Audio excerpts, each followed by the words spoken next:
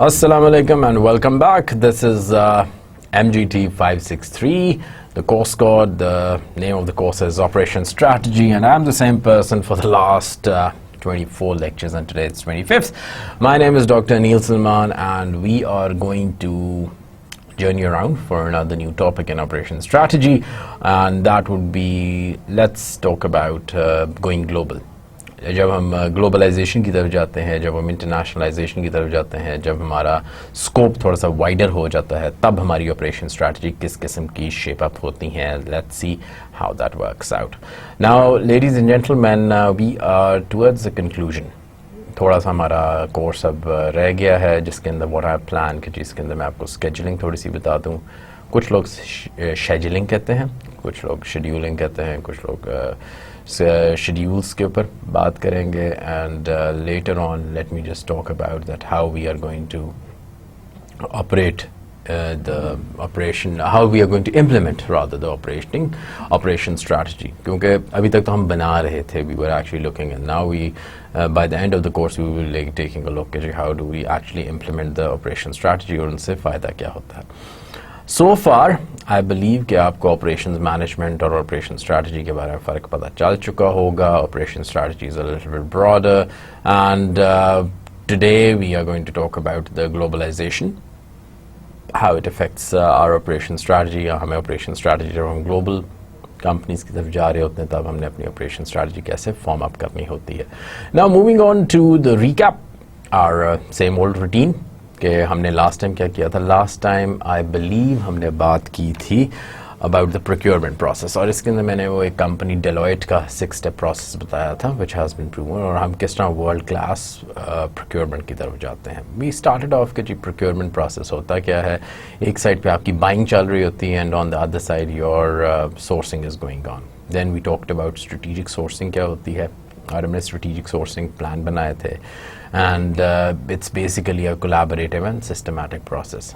क्या क्या इनके स्टेप्स हैं, हमने इसके 6 स्टेप्स पढ़े थे कि किस तरह हमने सिंपली बाइंग या जो हमारा ट्रांजैक्शन का एटीट्यूड होता है, हम किससे परचेजिंग पे जाते हैं, परचेजिंग से आगे हम किस तरह पार्टनरशिप पे, फिर अलायंस पे, और फिर हम वर्ल्ड क्लास प्रोक्योरमेंट पे जाते हैं.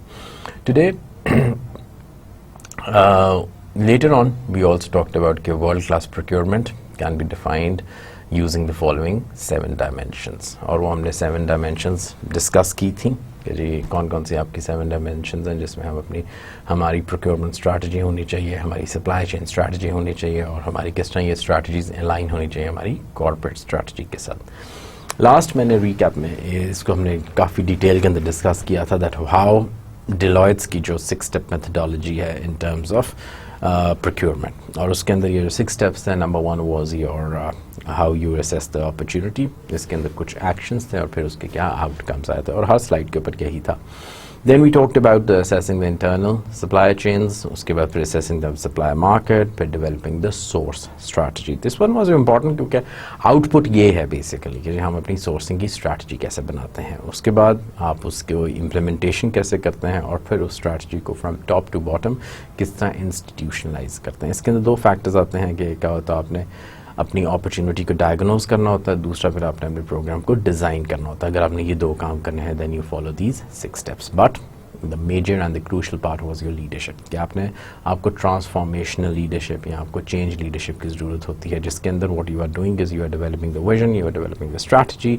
आप अपने स्टेक होल्डर्स सारों को ऑन बोर्ड लेके आते हैं, फिर आप अपनी कम्युनिकेट करते हैं विजन और स्ट्रैटेजी को, फिर अपना infrastructure according to that strategy redesign करते हैं, फिर आप अपनी परफॉर्मेंस को मेजर करते हैं against those changes, and then you develop new values, skills and behaviours, and this is only possible if there is a change in leadership.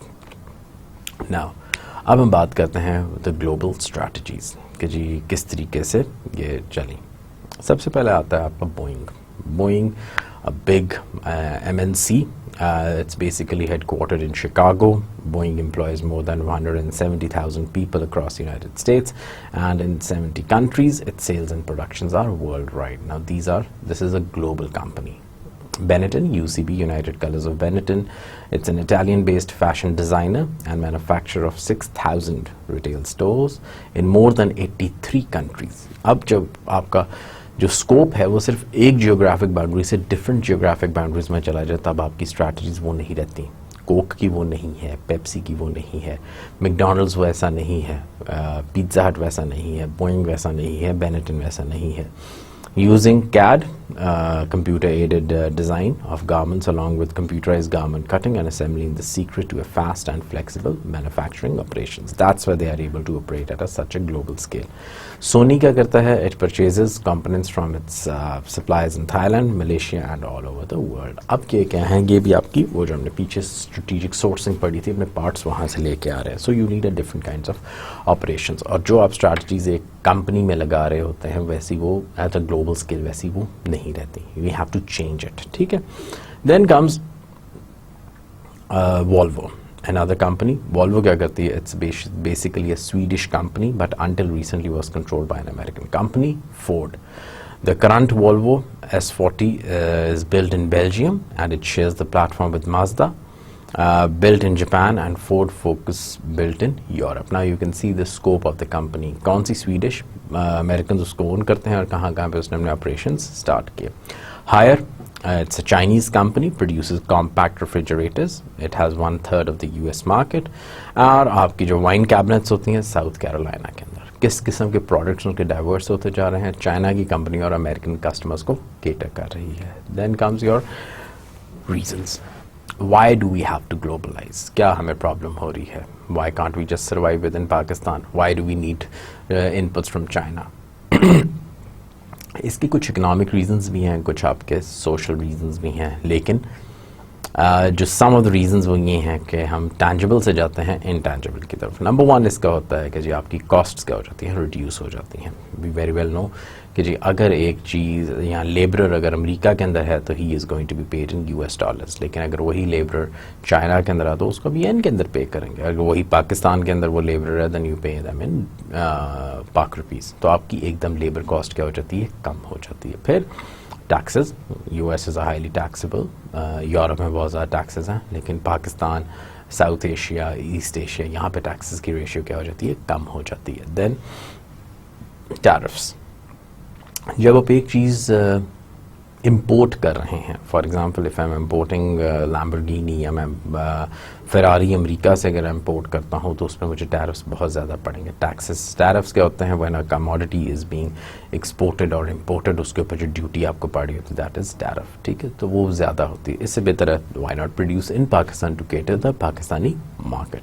IPhone, everyone has it, most of the people take it as a gadget for their daily life. लेकिन अब Apple के साथ ये है कि जो वो सारी प्रोडक्शन कहाँ पे कर रहा है वो चाइना के अंदर कर रहा होता है, because it's much more cheaper. क्योंकि अमेरिका के अंदर करे तो then price of that Apple iPhone which is right now $300-400 की, that would shoot up to somewhat very high. अब सो पहला जो हमारा रीज़न है कि क्यों हम ग्लोबल स्केल पे जा रहे होते हैं, number one is my reduction in costs. ये हमारी कॉस्ट्स क्या हो जाती हैं, उससे कम हो जाती हैं. सेकेंड क्या हो जाता है कि हमारी सप्लाई चेन इम्प्रूव हो जाती है. सप्लाई चेन इज़ बेसिकली जो हमने बहुत डिटेल के अंदर 3-4 लेक्चर्स हमने सप्लाई चेन के अंदर किए थे, तो टैंजिबल रीज़न ये है कि जी हमारी सप्लाई चेन इससे बेहतर हो जाती है. Number 3, better goods and services. आपको चॉइस ज़्यादा आ जाती है, you can actually have more goods and services at your disposal. Then comes you start understanding the markets. अब मार्केट आपकी सिर्फ US की नहीं है, आपके पास चाइना की मार्केट है, यूरोप की मार्केट है. So markets are huge, markets are much bigger, and then you learn to improve operations. और जैसे जैसे मैंने कहा कि अगर आप विद इन पाकिस्तान काम कर रहे हैं तो आपके नेचर ऑफ ऑपरेशंस डिफरेंट होंगे. अगर आप साथ चाइना के साथ ट्रेड करते हैं या आप इंडिया के साथ शुरू कर देते हैं, अफगानिस्तान में आपका वो जा रहा है, कमोडिटीज़ जा रही हैं, तो आपकी जो टैरिफ्स हैं, आपके जो ट्रेड हैं, आपकी जो मार्केट की नेचर है वो आपकी फ़र्क हो जाएगी, because of obviously your cultural differences, because of social differences, because of the economic differences and because of your foreign relations with that country. अभी जिस तरह यूरोप ने हमें वो दिया GSP+ का स्टेटस दिया, तो पाकिस्तानी टेक्सटाइल की जो मार्केट्स है वो बिल्कुल ओपन हो गई हैं यूरोप के लिए. तो नाउ जो हम प्रोडक्शन पहले कर रहे थे, वी एक्सपेक्टिंग कि जी आपका आउटपुट भी इंक्रीज़ हो जाएगा और आपकी एम्प्लॉयमेंट भी इंक्रीज़ हो जाएगी. Then we have to attract and retain global talent. अब within Pakistan obviously you are employing mostly Pakistani labourers, लेकिन जैसे ही आप इंटरनेशनल होते रहते हैं आपकी जो लेबर होती है, देन सेकेंडली आपकी जो टेक्नोलॉजी होती है वो आपको फ़ौरन मिलने लग पड़ती है, and you can have global talent in your organisation. So that is basically what are the reasons that why we globalize. Then talk about reducing the costs. Foreign locations with lower wage rates. ये मैंने अभी आपको बताया कि जी जैसे जैसे हम अपनी बाहर में आउटसोर्सिंग करते हैं तो वहाँ हमारी लेबर कॉस्ट्स क्या हो जाती हैं, वो कम हो जाती हैं.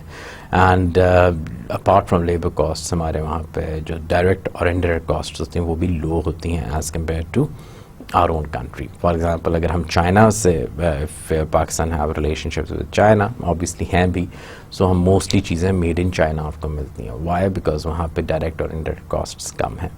उसके बाद ये मैक्सिकन बॉर्डर एक्सपोर्ट जोन है populated by factory own foreign factories. क्यों अब यूएस की जितनी फैक्ट्रीज हैं वो मैक्सिको के बॉर्डर पे कर रही होती हैं because Mexican labour is much cheaper, तो उनको वहाँ से ज़्यादा प्रॉफिट होता है.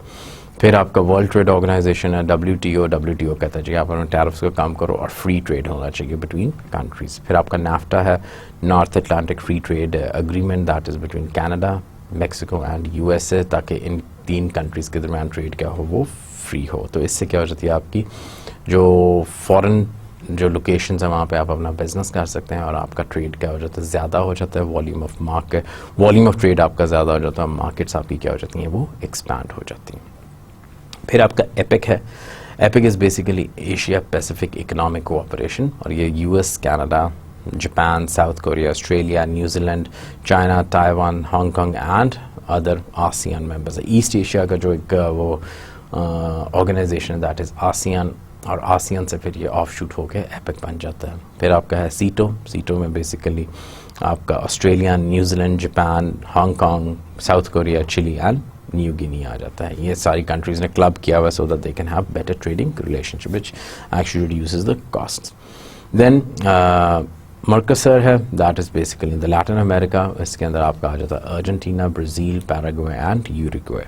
और आपकी सबसे बड़ी जो मार्केट है which is a kind of N RTA, regional trade agreement, which has formed on the model of USA. जिसमें USA की 52 स्टेट्स इकट्ठी हुई थी, उसी तरह आपका यूरोपियन यूनियन ने भी अपनी 27-28 कंट्रीज़ को इकट्ठा किया. But it has gone through turmoil. Greece का आपने देखा, जो ग्रीस की टर्मोइल चल रही थी, उसके बाद फिर आपने उसका देखा फ्रांस.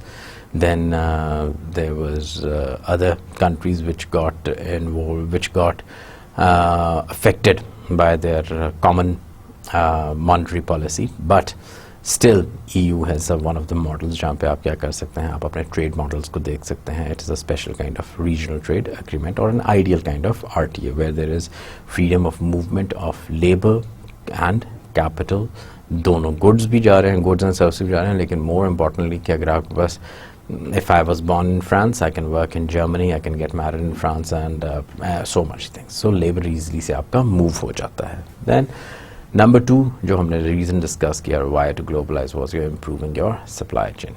अब locating facilities closer to unique resources. कि जी जहाँ पे मेरे पास unique resources हैं rather than resources को अपने पास लाने के लिए क्यों ना मैं अपनी manufacturing plant ही वहाँ पे ले जाऊँ. For example, auto design to California, जहाँ पे डिज़ाइनिंग होती है वहाँ पे we move to California. Athletic shoe to China.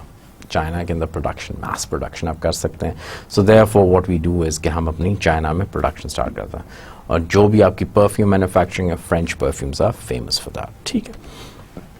Then we provide better goods and services. Better goods and services के अंदर होता है objective and subjective characteristics of goods and services. अब इसके अंदर क्या आ सकती है, सबसे बड़ी बात कि जी अगर आपने कोई चीज़ ऑर्डर की है वो आपको टाइम पे मिल जाए, and that is basically your on time delivery. जितना आपकी करीब मैन्युफैक्चरिंग होगी या जितना आपके वो सप्लाई चेन आपकी स्ट्रॉन्ग है उतनी जल्दी आपको डिलीवरी मिल जाएगी. So one of the reasons is कि we want on time deliveries. For example अब अमेज़ॉन श्रीलंका के अंदर आ गया, पाकिस्तान के भी अंदर there are certain companies who actually buy things from Amazon and they can easily deliver you. अब यहाँ पे Amazon के मॉडल पे आपका Draz.pk है, उसके बाद और कई ऑनलाइन बिजनेसेस आ गए हैं जहाँ पे you don't need a space and you just start your online business. So on time deliveries के लिए you start moving your business, you go global. Then there are cultural variable. कि जी जैसे जैसे आपका प्रोडक्ट एक पॉइंट से दूसरे point में मूव हो रहा था, वहाँ पे उसका आपका कल्चर क्या करता है, उसके प्रोडक्ट को चेंज कर रहा होता है, आल्टर कर रहा होता है. It's not you totally change your product but you just modify it. For example in Pakistan you can't have pork religiously, it's banned. So therefore जब भी आप मिडिल ईस्ट की से इस साइड पे आ रहे होते हैं, साउथ एशिया वाली साइड पे, तो आपको यहाँ पे पोर्क स्ट्रिप्स ये वो जो अमरीका मिल रहा था वैसा नहीं होगा. यहाँ पे you are sure that okay all the meat that you are using in your goods and services, that is all halal. But in the West there's no concept over there. You can't ask a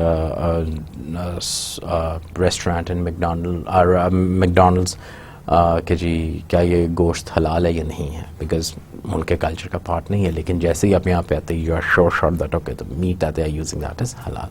फिर आपकी क्या हो जाती है, improved customer services आपकी बेहतर हो जाती हैं. जितना आप ग्लोबली एक दूसरे से कनेक्टेड होते हैं वैसे ही आपकी सर्विसेज क्या होती हैं, they get improved. Then reasons to globalize, हम क्या कहते हैं, मैंने आपको बताया, we understand the markets. Interacting with foreign customers and suppliers can lead to new opportunities. वो कहते हैं the world is becoming a global village.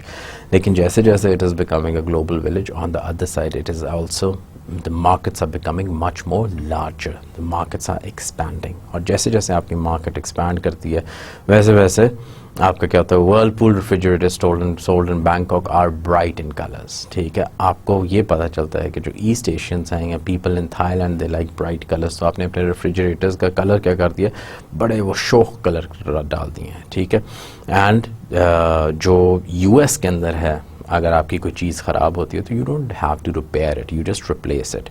But in East Asia, South Asia ये कल्चर है that you have them repaired. So यानी आपका जो product का जो लाइफ साइकिल है इन द ईस्ट एशिया या डाउन द साउथ अगर आप जनरली कह लें, तो that is much more extended. जब तक आप कोई चीज़ बिल्कुल जवाब नहीं दे देती, जब तक उसकी रिलायबिलिटी इतनी नहीं है, तब तक लोग उसको नहीं डिस्पोज ऑफ करते. They don't change it for the sake of models, they don't change it because it is troubling them, because they will have it repaired. They prefer repairing it rather than replacing it, because यहाँ पे purchasing power लोगों की कम है और that's why they prefer कि जी जब तक चीज़ चल रही है why to replace it. But US या यूरोप के अंदर ये है कि जी जितने आपको रिपेयरिंग, क्योंकि वो एक्सपेंसिव हो जाती है, ह्यूमन लेबर आपका वहाँ पे एक्सपेंसिव है, so instead of repairing it have it replace. Same is the case with cars.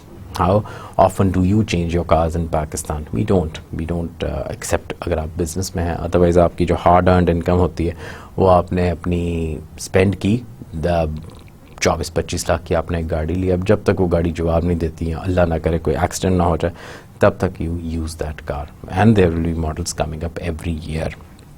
So what people do is over here, यहाँ पे हमारा जो लाइफ साइकिल होता है प्रोडक्ट का वो बहुत एक्सटेंडेड होता है. Then you learn to improve the operations. अब learn to improve the operations के अंदर ये है that remain open to the free flow of ideas. You are actually जो मार्केट्स हैं वो क्योंकि आपकी एक्सटेंडेड होती हैं और आपने वही हमने कहा कि improvement in the process is a continuous thing. So General Motors partnered with Japanese auto manufacturer to learn new approaches to production and inventory control. मैंने बताया था कि जितनी भी आपकी जो क्वालिटी कंट्रोल की जो आपकी स्ट्रैटेजीज आई थी या जो आपके क्वालिटी कंट्रोल के पे ज़्यादा जो काम हुआ है दैट वाज इन जापान. अब जापानीज़ फर्म्स को देखा देखी अमेरिकन फर्म्स ने उनको कॉपी करना शुरू कर दिया और तब ये जो अमेरिकन आपके जो थे प्रोफेसर्स, डेमिंग था, क्रॉसबी था, उसके बाद जुरान था, इन्होंने वो चीज़ें एनालाइज की, उनको डॉक्यूमेंट किया, they started applying it in US firms. Then equipment and layout has been improved using Scandinavian agronomic competence. अब Scandinavians के साथ ये Europeans में Scandinavia क्या है कि they use minimum space, ठीक है, और बड़ा layout के अंदर compactness लेके आते हैं. अब उस compactness को देखा देखी बाकी firms ने, like if you look into our offices, Pakistani banks earlier used to be वो जो बड़ी thick किस्म की building होती थी, hardcore लोगों के अलग-अलग individual कमरे थे, जो कि आज भी आप देखते हैं पब्लिक ऑफिस में चले जाएं तो दे बिलीव इन दैट. लेकिन अब अगर आप मॉडर्न देखें तो देयर इज़ अ कंपैक्टनेस इस वजह से आ गई कि जी एक बड़ा हॉल लिया, उसके अंदर छोटे छोटे केबल्स बना लिए, ओपन स्पेस का कॉन्सेप्ट दे दिया और अब ज़्यादा लोग उसमें आ जाते हैं, ज़्यादा ट्रांसपेरेंसी आ जाती है, ज़्यादा अकाउंटेबिलिटी आ जाती है. सो देयरफॉर ये जो चीज़ है ये चीज़ आपको लर्न हुई स्कैंडिनेविया के साथ. अगर आपकी मार्केट्स ओपन ना होती, we would have never learn these things, ठीक है। यहाँ पे पाकिस्तान के अंदर आपका जो वर्क प्लेस है वो बहुत ज़्यादा चेंज हो गई है. It wasn't like that if you are talking about the work the people who were working, who were in the corporate sector in 1980s, who were in the 1970s. आज की जो वर्क फोर्स है, they are very different. आपकी transparency, आपकी सारी meetings अब web पे हो जाती हैं, सारा कुछ हो जाता है. वो जो कल्चर है वो आपका सारा क्या हो गया है, बाहर से आ रहा है. I have seen in academia, सबसे पहले प्रोफेसर से पहले अवेलेबल होता था, तभी आपका डिफेंस होना है. Now if the professor is travelling abroad, आप कहते हैं हाँ जी, we can have online Skype call and we can take the defense. So for that reason आपकी जो चीज़ें हैं वो क्या होती जा रही हैं, improve होती जा रही हैं. They have becoming change. और ये आपको जो Skype मीटिंग है, वेबिनार कर लेते हैं आप. अगर लाहौर से नहीं आ सकते तो हम वहाँ पे वो सेमिनार थ्रू कंप्यूटर्स करते हैं. ये हमने बाहर से एब्जॉर्ब की हैं, बाहर से हमने लर्निंग की है, क्योंकि बाहर हमने देखा कि भी these things are working. ठीक है. Now attract and retain global talent. अब you have better employment opportunities, better growth opportunities and insulation against unemployment. जैसे US में 2008 के अंदर financial crisis आया, you would see lot of Americans moved to Australia, क्योंकि वहाँ पे हालात फिर बेहतर थे. तो ड्यू टू ग्लोबलाइजेशन आपका जो ग्लोबल टैलेंट होता है उसकी मूवमेंट हो जाती है, जहाँ पे हाई वेजेस होती है, जहाँ पे सिक्योरिटी होती है.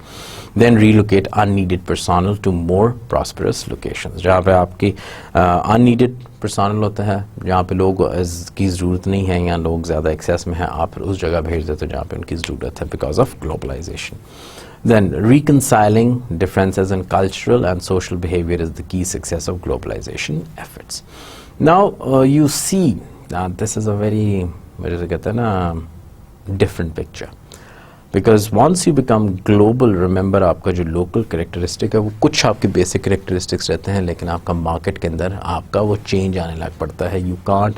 You can't keep the product intact the way it is over here. Pepsi अगर आप देखें अमेरिका के अंदर, यहाँ पे तो आप उर्दू के अंदर भी लिखते हैं ना पेप्सी, वहाँ पे नहीं है. ठीक है, वहाँ पे आपको कोई ऐसा लोगो नहीं नजर आएगा. कोक के अगर आप लोगोस देखें, मिडिल ईस्ट के अंदर फ़र्क है, यहाँ पे आपका फ़र्क है. सो आपके जो लोगोज हैं वो भी आपके चेंज हो जाते हैं. Your interpretations about the product change. Kit Kat की जापान के अंदर बहुत different interpretation is basically the good luck chocolate. ठीक है, किट कैट आपको जापान के अंदर पिंक कलर में भी नज़र आएगी, क्योंकि वहाँ पे चेरी ब्लॉसम्स हैं, उन्होंने उसके लिहाज से उसको गुड लक का नाम दिया है. सो आपका प्रोडक्ट क्या हो जाता है, चेंज हो जाता है, उसके मीनिंग में भी चेंज हो जाए, उसकी जो कल्चरल वाइब्स हैं वो आपकी बदल जाए. सो बिकॉज इन ग्लोबलाइजेशन हमारे कल्चर्स क्या हो जाते हैं, they are very strong movers and shakers. Maybe मेरे कल्चर के अंदर मैकडोनल्ड्स की जो एड्स हैं in Pakistan, they are totally different as compare to McDonald's की जो एड्स हैं अगर वहाँ पे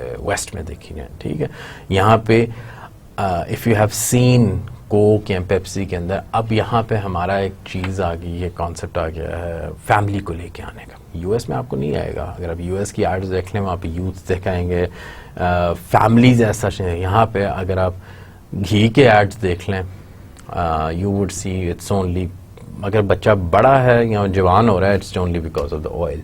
मोल्टीफॉर्म में अगर बच्चे की शादी होती है, it is just because of the Moltyfoam. या so but if you take the same product in the West, it will be interpreted in a total different, the way it will be comprehended, क्योंकि वहाँ पे culture फ़र्क है. ठीक है, हम यहाँ पे फैमिली वैल्यूज़ को बहुत ज़्यादा स्ट्रेंथन करते हैं. अभी जो रिसेंटली रमज़ान के अंदर पेप्सी ने एडवर्टाइजमेंट अपनी चलाई, पेप्सी ने कहा कि जी give us 1 litre of light.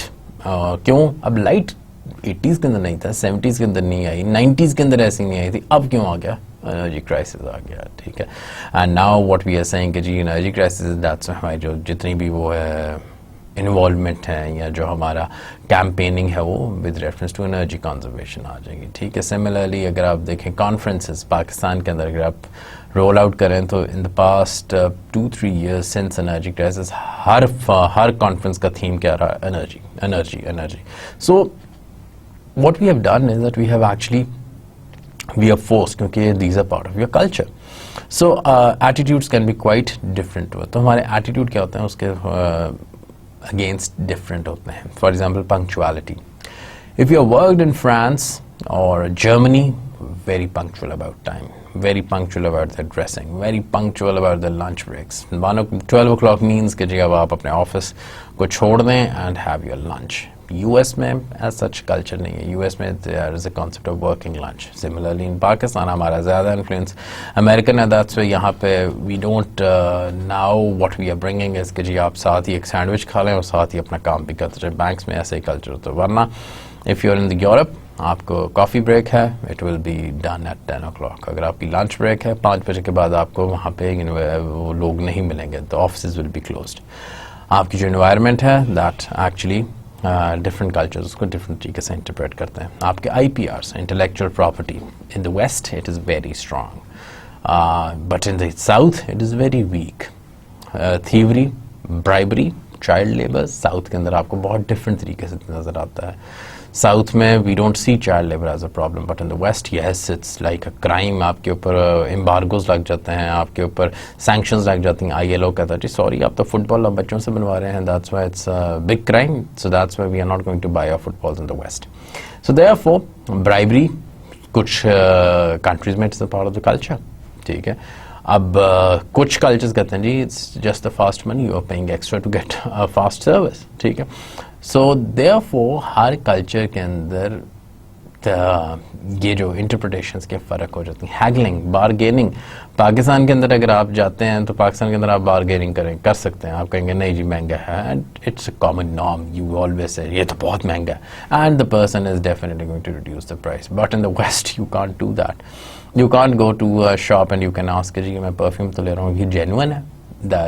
That is a question mark on your face कि भी किस किस्म का क्वेश्चन पूछ रहे हैं. ठीक है, क्योंकि हमारे कल्चर में है, क्योंकि यहाँ पे you always get the 2 number product, but in the West it's not like that.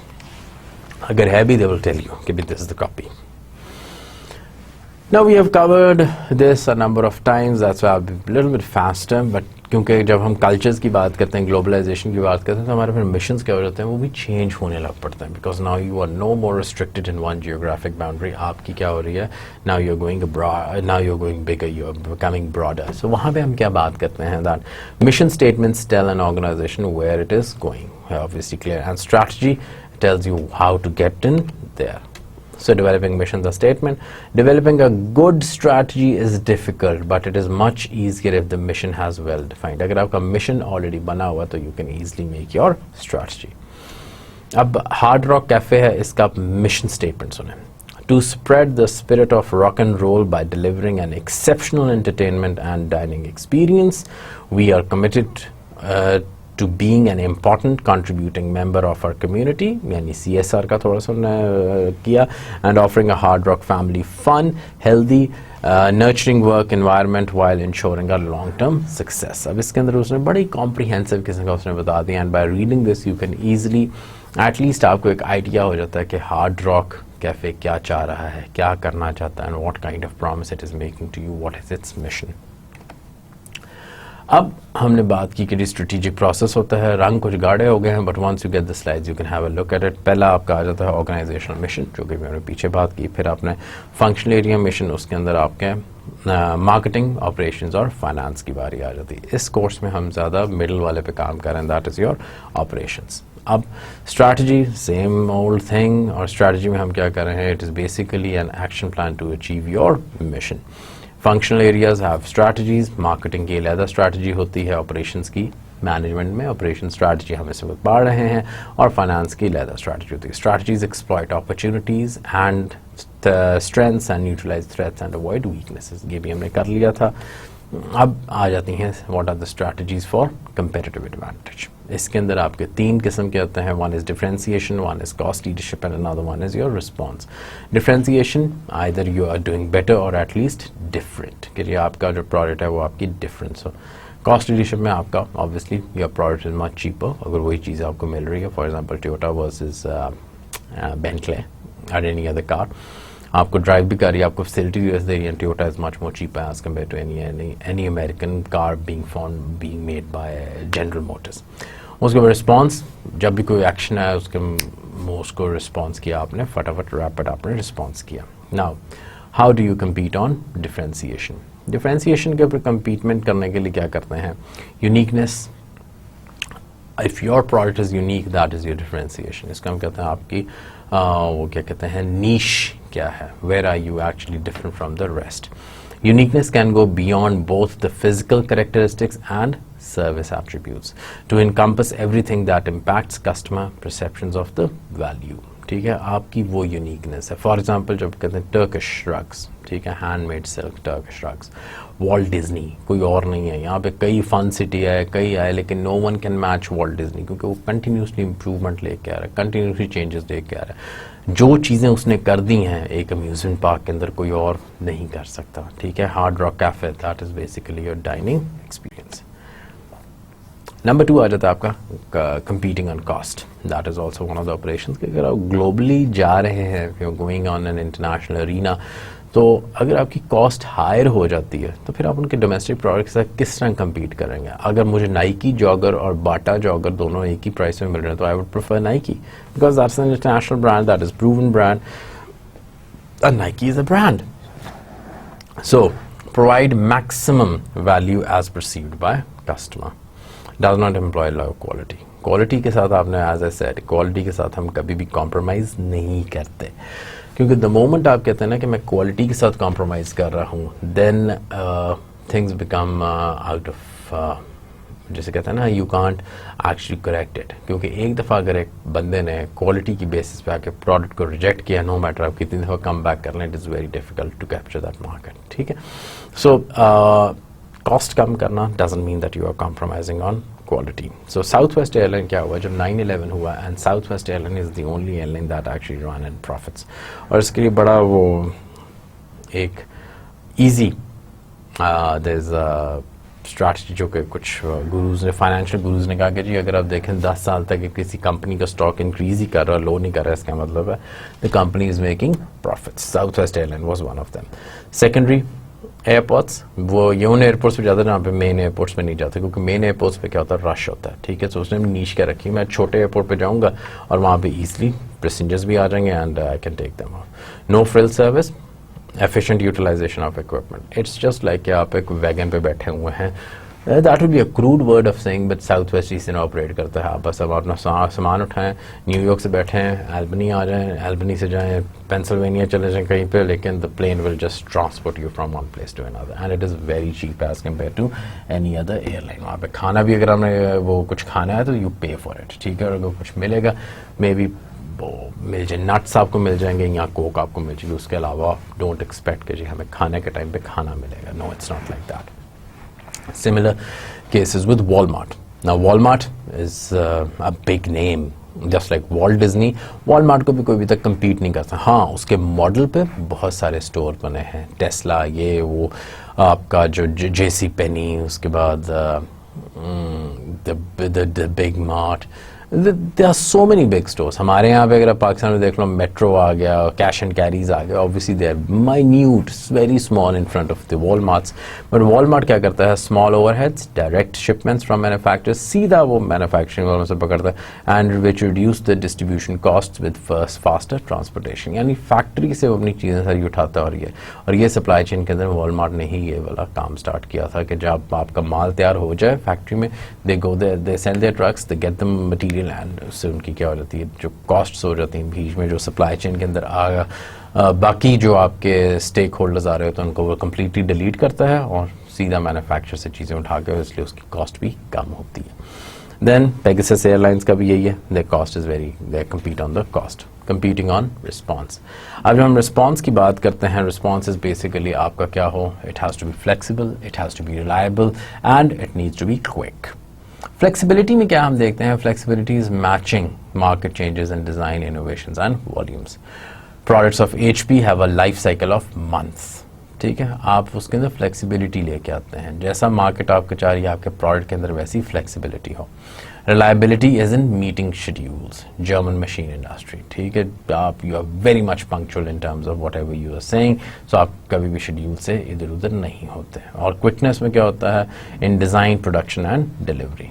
United Colors of Benetton देख लें, मोटोरोला को देख लें, यानी जैसे जैसे आपकी मार्केट्स चेंज हो रही थी उसी लिहाज से आप अपना रिस्पॉन्स कामियाँ ज़्यादा करते हैं। मैकडॉनल्ड्स ने ब्रेकफास्ट मेन्यू स्टार्ट कर दिया, उसके बाद वैल्यू मील स्टार्ट कर दी। KFC कहता है जी 12 बजे के बाद I will start giving you at the half price. So इस किस्म ये क्या है, competing on response. So instead of going to some other restaurant which is opened after 12 o'clock, I would say okay, let's go to KFC because the price is cheaper. तो उसने अपनी strategy क्या कर ली, different कर ली। अब क्या आ जाता है, operations management contribution to strategy।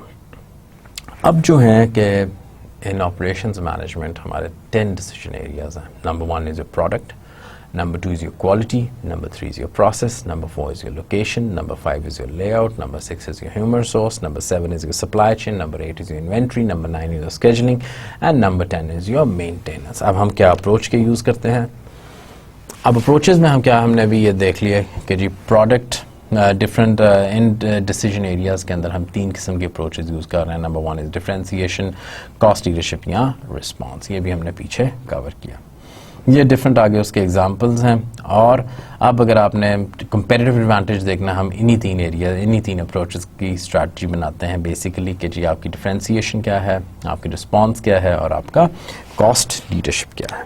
Now strategy development for a culinary school graduate who wants to open an outstanding French fine dining restaurant। ठीक है, अब अगर एक स्टूडेंट है वो एक फ्रेंच कुजीन खोलना चाहता है, फ्रेंच रेस्टोरेंट खोलना चाहता है, कहाँ पे वो डिफरेंशिएशन लेके आएगा। नंबर 1 प्रोडक्ट डिज़ाइन, कि जो फ्रेंच डिशेस इस रेस्टोरेंट में है वो और किसी रेस्टोरेंट में नहीं है, even though there are French restaurants. ठीक है, so that is an obviously वो लोग यूज़ कर लेते हैं authentic French. In Islamabad you might have heard about the authentic Italian, authentic Chinese, कि जी हमारे टेस्ट बिल्कुल फ़र्क हैं। So product design change हो सकता है, यहाँ से अपनी वो differentiation लेके आ सकते हैं। Then second one is your location planning। Location planning के अंदर क्या होता है कि जी आपने लोकेशन ऐसी रखी हुई है जहाँ पे आपको मैक्सिमम मार्केट शेयर मिल रहा है, जहाँ पे और कोई रेस्टोरेंट है ही नहीं। यहाँ आपने लोकेशन ऐसी रखी हुई है जहाँ पे रेस्टोरेंट्स बहुत ज़्यादा हैं लेकिन आपका वहाँ पे कोई फ्रेंच रेस्टोरेंट नहीं है, तो आपने बड़ी स्ट्रेटिजिकली अपनी लोकेशन को चूज़ किया हुआ है। थर्ड क्या हो जाता है कि आपकी जो फैसिलिटीज़ हैं, लेआउट है, डिज़ाइन है, they are very state of art. सारी टेक्नोलॉजी नई किस्म की रखी हुई है, मे बी वहाँ पे वो सीटिंग बड़ी कंफर्टेबल है। यू माइट हैव सीन कि जी आजकल जो कैफ़े हाउसेस का, इवन कुछ रेस्टोरेंट्स के अंदर भी अब चेयर टेबल वाला कॉन्सेप्ट ख़त्म करके now they have started giving you the lounge look. Lounge look के अंदर if you go to Karachi, वहाँ पे अगर आप देखें ग्लोरिया जीन्स के अंदर दे हैव केप्ट सोफ़ाज़। ठीक है, सोफ़ाज़ में आप बैठ के जनाब आप अखबार पढ़ें, कंप्यूटर यूज़ करें, चाय कॉफ़ी पिएं। So that lounge look is being coming. So आपका लेआउट डिफरेंट हो सकता है। दैन आपका जो ह्यूमर सोर्स है, आपने जो शेफ़ मंगवाए हैं वो कमाल के हैं, या आपकी जो डेडलाइंस हैं वो जो आप कहते हैं कि जी इस टाइम पे खाना इतने टाइम में सर्विस होगी, that is totally out of. So ये आप क्या कहते हैं, आपने डिफरेंशिएशन क्रिएट की। अब आ जाता है आपकी प्रोसेस डिज़ाइन। जब हम प्रोसेस की डिज़ाइन बात करते हैं तो आपने अपना प्रोसेस कैसे डिज़ाइन किया हुआ है इन द ग्लोबल सिनेरियो, आपके डिफरेंट होते रहेंगे डिपेंडिंग कि आपका किस किस्म की मार्केट है, कहाँ पे आप जा रहे हैं। नंबर 1 अगर आप देखें on the horizontal axis it's the volume और on the vertical axis it is the variety of products. ठीक है, now when you are looking at the this I'm sorry, when you are looking at this volume and when you are looking at the variety of products, तो आप सबसे पहले देखेंगे कि हमारा volume low है लेकिन हमारी जो वैरायटी ऑफ प्रोडक्ट्स है वो ज़्यादा हाई है। तो ये क्या, यहाँ पे हम किस किस्म का प्रोसेस यूज़ करते हैं, इसको कहते हैं जॉब शॉप्स। जॉब शॉप्स में आप क्या कर रहे हैं, it is a process focused job shops. Print shop, emergency room, machine shop, fine dining restaurant, क्योंकि यहाँ पे आपकी जो फोकस है वो क्या है, वैरायटी ऑफ प्रोडक्ट्स पे है, वॉल्यूम के ऊपर नहीं है।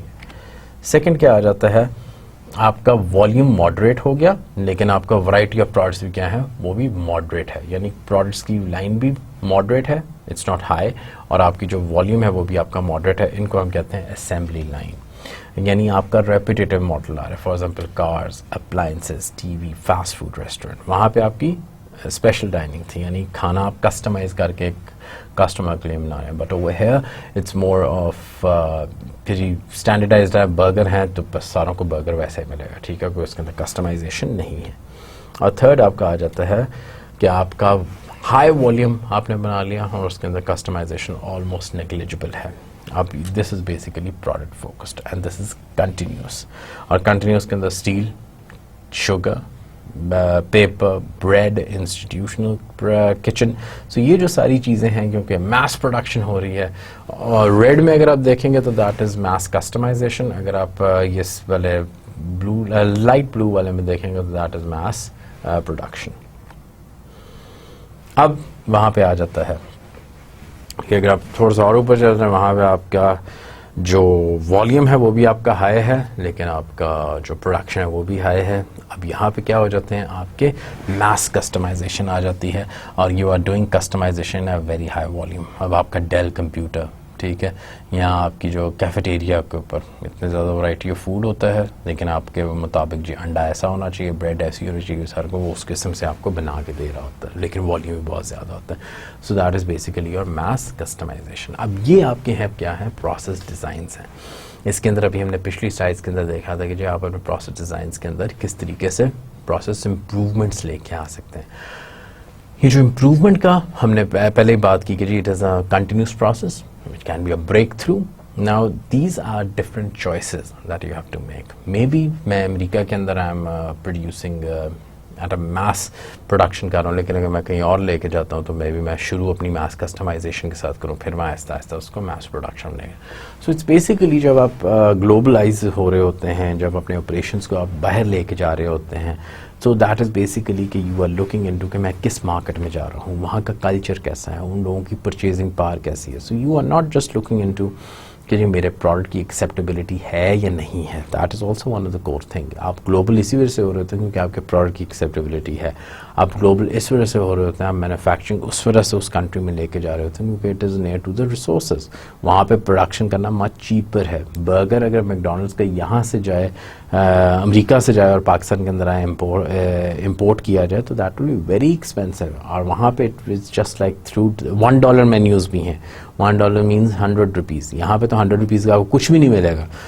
लेकिन अगर वही $100 का बर्गर मैं यहाँ पे लेके आता हूँ तो that would cost you around, इतना टैरिफ उस पर लग जाना और आपकी इतनी स्पीड होनी चाहिए कि ये बर्गर आपका ख़राब भी ना हो. So therefore one has to be take some very good decision parameters. वो जो हमने 9-10 डिसीजन एरियाज लिए थे ऑपरेशंस के अंदर कि जी अगर आप अपना ऑपरेशंस लेके जाना चाहते हैं, whether it is helpful or not, whether it will help in the market or not. So therefore we have to look into those areas when you are making those decisions. Globally अगर आप जाना भी चाहते हैं, every company wishes, ठीक है, but there are certain companies who do not wish to go global. They say कि जी हमें जितना market share मिल रहा है हम अपना यहीं पे रखेंगे. Not every American restaurant has brought his product to Pakistan. Not every UK chain is here in Pakistan. ठीक है. अब if you want to, you can. लेकिन ये भी decision क्या होती है, depend करता है कि जी whether आपके product को accept भी किया जाता है या नहीं किया जाता. In Pakistan, yes, Hollywood movies have demand. ठीक है, इसलिए अब अगर वो बनाते हैं तो दे कीप इन माइंड कि जी आपका जो साउथ एशियन कल्चर कैसा है. They would definitely they keep in mind and they would keep in mind the customers from whom that movie is being made. लेकिन अगर आप there are lot of Hollywood movies that were made for the South Asians, ठीक है, that were made on South Asian topics. May be जो American को ना समझ आए लेकिन साउथ एशियंस को आसानी से समझ आ जाती है. Y? Because even the movie, even though which is made in English, that is not just for the English audience, that is made for the South Asian market. China इतनी बड़ी market है अब आपके हॉलीवुड की movies की that it's unimaginable. But ये जो है Chinese don't understand English. वो subtitles फिर Chinese के अंदर होते हैं, then they understand, but still the customers are liking it. ठीक है. So therefore globalization is right now a phenomena. It is basically कि जी आपकी हर कंपनी जाना चाहती है, but the real question is कि वो किस तरीके से globalize हो रही है, किस तरीके से उसका product वहाँ पे interpret किया जा रहा है. Now moving on to the mass customization, the use of flexible computer-aided manufacturing systems to produce custom output. आप जैसा प्रोडक्ट चाहते हो मैं उसकी mass customization कर सकता हूँ. Combines the low unit cost of mass production processes with the flexibility of individual customization. Computers is a very good example. कि जी आपने जैसा Dell की production चाहते हो, जिस color की skin चाहते हो, they will make it for you. Then what are the issues in my operations strategy? इसमें 5 हम चीज़ें पढ़ते हैं, लेकिन वैसे mostly हम पहले cover कर चुके हैं. That's why I'm not going into detail. But एक आपका resource view है, एक आपका porter का view है, एक आपका porter 5 model strategy है, फिर आपके कुछ external factors होते हैं जो हमारी operation strategy को affect करते हैं, और एक आपका PLC होता है, product life cycle. Product life cycle के अंदर हमने 4 चीज़ें पढ़ी हैं. That's basically introduction, growth, maturity and decline. अब अगर आपका कंपनी स्ट्रैटेजी या इश्यूज देखें, सो देयरफॉर आपका सेल्स किस तरीके से आपकी इंक्रीज होती हैं. शुरू में दे आर वो क्या होती हैं, ब्लिंकिंग कर रही होती हैं, बिकॉज प्रोडक्ट आपने इंट्रोड्यूस किया है, अभी पता नहीं लोग उसको एक्सेप्ट करते हैं कि नहीं करते. That is basically. और इंट्रोडक्शन स्टेज पे जैसे जैसे आपका ग्रोथ में जाता है, लोग अवेयरनेस आपके प्रोडक्ट की होती है, उसकी सेल्स इंक्रीज होना पड़ती हैं. Then it goes to the maturity, और मैच्योरिटी के बाद आपके प्रोडक्ट की क्या हो जाती है, डिक्लाइन हो जाती है. That is an every product, you name it.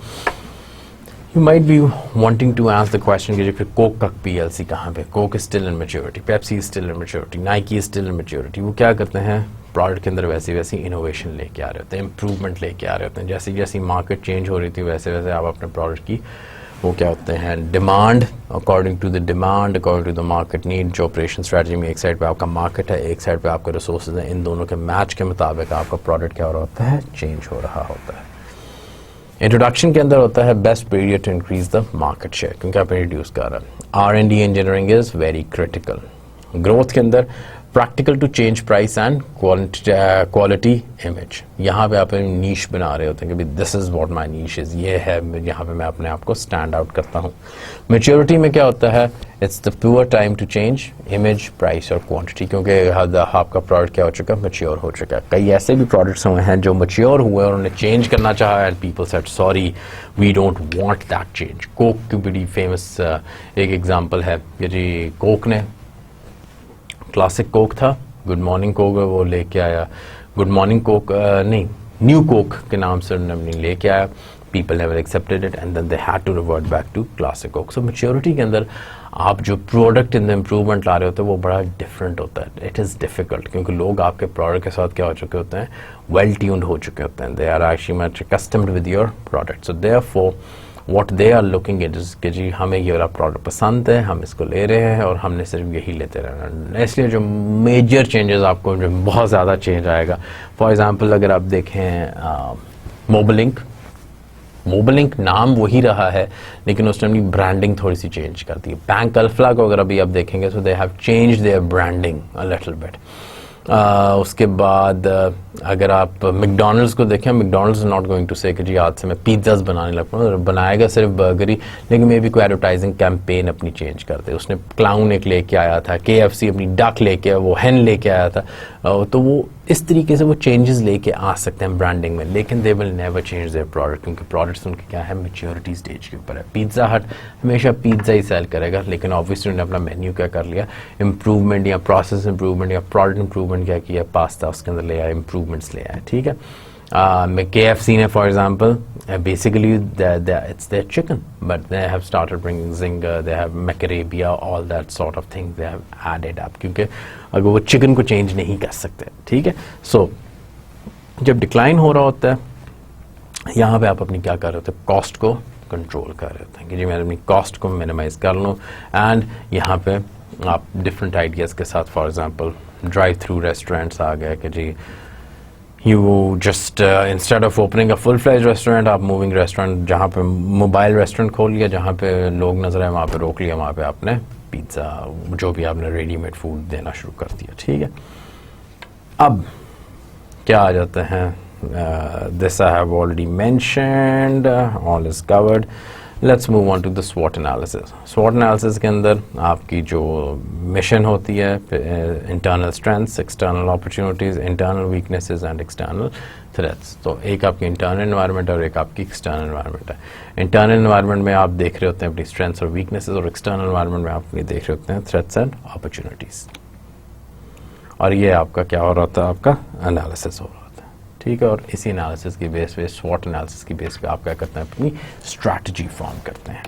Now ये आपका नाइकी का स्वॉट एनालिसिस है, you can read it, we have done it a number of times.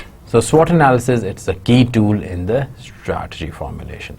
So जब भी हमने strategy बनानी है, again a recap of lecture 2 और 3 के लिए आपने क्या करना, अपना SWOT analysis बहुत strong करना है, तभी आपकी strategy बनेगी, and this strategy needs to be aligned with your corporate strategy or the mission. अब आ जाता है strategy development process. Strategy development process के अंदर सबसे पहले आपने अपना SWOT analysis किया, that is what you have analyzed the environment, then you start developing the corporate mission, and then you start forming the strategy. लेकिन remember this is not at a micro level. अब हम इसको क्या कर रहे हैं, at a global level देख रहे हैं। जब आपकी कंपनी क्या हो रही है, इंटरनेशनलाइज हो रही है, प्रोसेस वही है, लेकिन अब आपकी स्ट्रेंथ्स या जो आपके थ्रेट्स होंगे वो आपके लोकल डोमेस्टिक नहीं है, क्योंकि मेरा प्रोडक्ट तो पाकिस्तान के अंदर यूज़ हो रहा है। तो अगर मैं इफ़ आई एम नाइकी और मैं पाकिस्तानी मार्केट में जा रहा हूँ, तो I am not going to say कि जी रीबॉक इज़ माई competitor. अगर रीबॉक पाकिस्तान के अंदर मौजूद है, yes it is a competitor, but otherwise Bata, Service, Hush Puppies, all these local brands, they are going to be my threats. ठीक है, opportunities मेरी वो वाली पाकिस्तानी मार्केट होगी, it's not going to be the US market. So remember, once the steps are the same, लेकिन जो आपका variables हो जाते हैं वो आपके change हो जाएंगे। Strategy development and implementation. Identify the key success factors, build and staff the organization. उसके बाद integrate operations management with other activities. ठीक है। The operations manager's job is to implement an operations management strategy, provide competitive advantage and increase the productivity. अब आपके कुछ key success factors हैं। Now what we are looking into these key success factors is basically your marketing, finance, production operations, और आपने जो production operations के अंदर ये आपके डिफरेंट डिसीजंस हैं, ठीक है। Now strategy development and implementation. What we are looking into the strategy development implementation, we are looking into only by identifying key success factors, इनको KSFs भी कहते हैं, and core competences of an organization can achieve the sustainable competitive advantage at an international scale. ठीक है, one of the key success factors for McDonald's is its layout, क्योंकि उनका बहुत बड़ा layout होता है। कभी भी आप देखोगे नहीं कि छोटी सी McDonald's की एक branch है, their layout is their success factor, and core competency for Honda is its gas powered engines. अब आ जाते हैं ग्लोबल ऑपरेशंस स्ट्रैटेजी ऑप्शंस. अब operations managers of international and multinational companies like IBM approach global opportunities with one of the 4 operation strategies. 4 आपकी global strategy. Number 1 is your international strategy. Number 2 is your global strategy. Number 3 is your multi-domestic strategy, and number 4 is your transnational strategy. अब 4 international operations. अब ये कौन सी आपकी international strategy है? International strategy ये हो सकती है कि आइदर इंपोर्ट, एक्सपोर्ट और license existing product. US Steel या हार्ले डेविडसन होगी. अगर आप हॉरिजॉन्टल एक्सेस पे देखें तो what we are looking into the local responsiveness consideration, quick response या differentiation.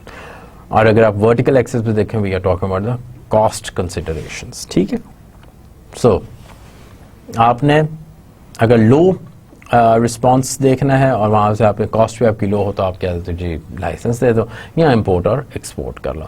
Such strategy is known as international strategy. Number 2 आपकी क्या आ जाती है? Global strategy. ग्लोबल स्ट्रैटेजी के अंदर क्या कर रहे होते हैं? You standardize your product. जो आईफोन मैं यहाँ पे ख़रीदूँगा वही आईफोन मेरा अमेरिका में भी है. आइकन्स बदलेंगे नहीं. हाँ, फेस टाइम या कुछ ऐसे हैं, बट वो भी आपके PTA ने लगाए हुए हैं. Otherwise it's the same iPhone, same specs. हाँ, वोल्टेज थोड़ा सा चेंज होता है, but otherwise the product is standardized. उसके बाद मैस प्रोडक्शन आप कर रहे होते हैं because you achieve your economies of scale. And last आपका क्या होता है? आपकी क्रॉस कल्चरल लर्निंग हो रही होती है. वही जो भी मैंने आपको बताया था कि थाईलैंड के अंदर फिलिप्स वर्लपूल क्या करता है, बड़े शौक रंग के आपको रेफ्रिजरेटर्स देता है. ठीक है, for example Texas instruments, caterpillar का जो शूज़ है, ऑटिस एलिवेटर है, ठीक है। अब ये क्या हो गया आपकी ग्लोबल स्ट्रैटेजी। यहाँ पे आपकी कॉस्ट रिडक्शन कंसिडरेशन बहुत हाई होती हैं, लेकिन आपका जो क्विक रिस्पॉन्स होता है वो लो होता है। थर्ड स्ट्रैटेजी आपकी क्या आ जाती है, that is your multi domestic strategy. अब मल्टी डोमेस्टिक स्ट्रैटेजी के अंदर क्या होता है, you are using existing domestic model globally. जिस तरह मैंने अपनी लोकल मार्केट को अटैक किया था, या जिस तरीके से मैंने अपनी लोकल मार्केट मैंने डिफाइन की थी, बिल्कुल वैसे ही I am actually making my international market, ठीक है। The same strategy I am applying at the global level also. अब इसके अंदर मैं क्या कर सकता हूँ, फ्रेंचाइज कर लेता हूँ, जॉइंट वेंचर कर लेता हूँ, या फिर मैं सब्सिडीज दे देता हूँ। फॉर एग्जाम्पल हाइंस, मैकडॉनल्ड्स इसी स्ट्रैटेजी को फॉलो करता है। द बॉडी शॉप की आपने कई शॉप्स देखी होंगी पाकिस्तान के अंदर, they are working on the same model.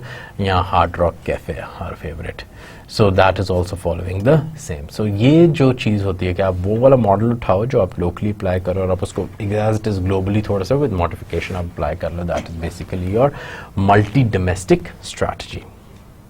अब इसके अंदर क्या हो जाती है, आपकी लोकल रिस्पॉन्सिवनेस वेरी हाई होती है क्योंकि आपने लोकल नीड्स के मुताबिक उसको चेंज करना होता है, और आपकी कॉस्ट कंसिडरेशंस भी लो होती हैं।